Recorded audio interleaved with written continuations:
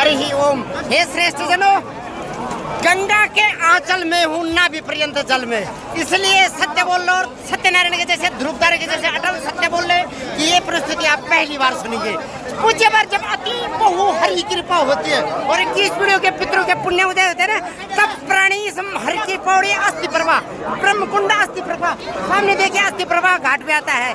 यहाँ लोग अस्थियां उनकी आती है किसमें, कलश में भर करके, और उसकी जीवन की यात्रा ये धन्य हो जाती है जो सशरीर यहाँ पर आ जाता है। लेकिन पूज्य पर जब भी यहाँ पर आए, मैंने बोला अति बहु हरि कृपा के 21 पीढ़ी के पितरों के बाद आप यहाँ पर आते हो, तो ये श्रेष्ठ जनों जब भी यहाँ पर आए नाभि पर्यंत जल में, कहाँ पर, नाभि पर्यंत जल में, क्योंकि यहाँ से ऊपर सतयुग, यहाँ पर तक त्रेता, और नाभि में द्वापर, और नाभि से नीचे कलयुग का वास होता है। तो आप पर कलयुग का प्रभाव न हो, इसलिए नाभि पर्यंत आप क्या रहेंगे, जल में रहेंगे। ये शास्त्र का सूत्र बोल रहा हूँ और फ्री में बोल रहा हूँ, लाख रुपए नहीं करोड़ रुपए, युग युग की बात कर रहा हूँ। पूज्य आप बिना नाभि पर्यंत जल में खड़े होकर पिंडदान तर्पण करते तो आपके सारे पुण्य फल क्षीण हो जाते हैं। तो सुनिए पूज्यवर, जब भी यहाँ पर आते हो किसके साथ, ये पूज्यवर पितरों के क्षेत्र में पूर्व की तरफ से, हे सूर्य देवता आप मेरे अप्रत्यक्ष भूदेवता हो, आप मेरे ज्ञात अज्ञात इस जन्म के, पूर्व जन्म के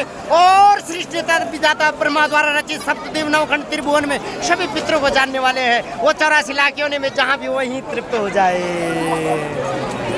अब दूसरा पूज्यवर देखिए, पूज्यवर चाहे कैलाशपति कैलाश में रहता है, लक्ष्मीपति नारायण बैकुंठ में रहता है, देवराज इंद्र अलकापुरी में रहता है, लेकिन सुबह मंगल स्नान के लिए वो इस महामांगल्यमय पंडल में आते हैं और शाम को संध्या काल गौधूली बेल में यहाँ आरती के लिए आते हैं। तो यहाँ पर अभी कलयुग की एंट्री प्रवेश है, कलयुग की एंट्री वर्जित है, यहाँ पर कलयुग का प्रभाव यहाँ नहीं है इस घाट में। तो पुनः बोलो, जब भी यहाँ पर आए तो जरूर नाभि पर्यंत जल में ही, क्योंकि नाभि से नीचे कलयुग का वास होता है, काल का वास होता है, काम का क्षेत्र होता है ना नाभि से नीचे का क्षेत्र। तो नाभि पर्यंत जल में खड़े हो करके आप यहाँ पर क्या करें, अपने पितरों का पिंडदान तर्पण आदि उत्तम गति उत्तम मति उत्तम लोक की कामना के कृत्य करिए। कैसे रही परिस्थिति, अगर अच्छी रही उचित रही तो जरूर ब्राह्मण को वहीं से दुआएं आशीष और शुभाशीष दे देना। और मैं भी इस गंगा माता से, जिसका अवतरण किसके लिए हो रखा है, मेरे जैसे महापापियों के, और ये तो ढोंगी ब्राह्मण और पाखंडी, ये अधर्मी ब्राह्मण। लेकिन अधर्म की परिभाषा आप पहली बार सुनिए, अधर्मी की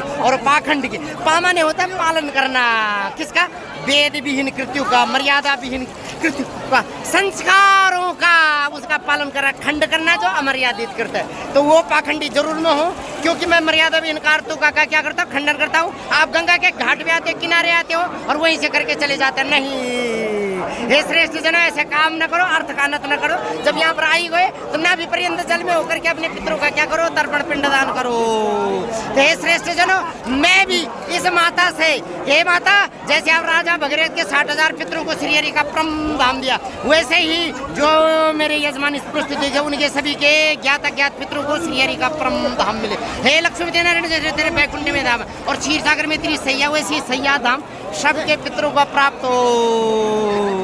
इन्हीं मंगल कामनाओं के साथ। और प्रस्तुति अगर अच्छी लगी हो पूज्य वर्त मेरे YouTube ब्राह्मण को दक्षिणा दी जाती है। हाँ, इस महामांगल्य में आप देख ही नहीं पाते, बोलते हैं शास्त्र बोलते गंगा तो हम दर्शनार्थ स्मरणार्थ संस्मरण, गंगा के सिर्फ दर्शन से स्मरण से बोलने उच्चारण मात्र से मुक्ति हो जाती है। राजा भगीरथ के 60,000 पुरखों ने गंगा स्नान नहीं किया, तो उन्होंने सिर्फ क्या किया था, स्पर्श किया था उनकी अस्थियों को।